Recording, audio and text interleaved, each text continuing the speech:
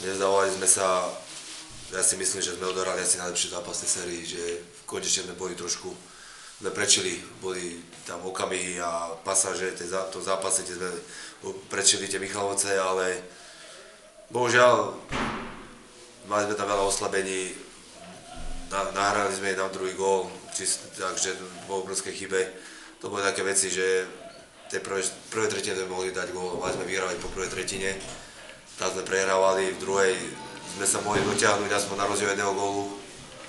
Ale ja si myslím, že sme odrali dobrý zápas a chlapcom som zaďakoval. Škoda, no, Michalovce si to už ustražili, ak sa dostali do toho vedenia 3-0 a podržali brankár.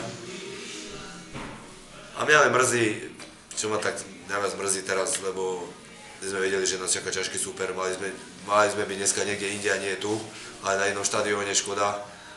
Ale to už je taký hokejový život, bohužiaľ.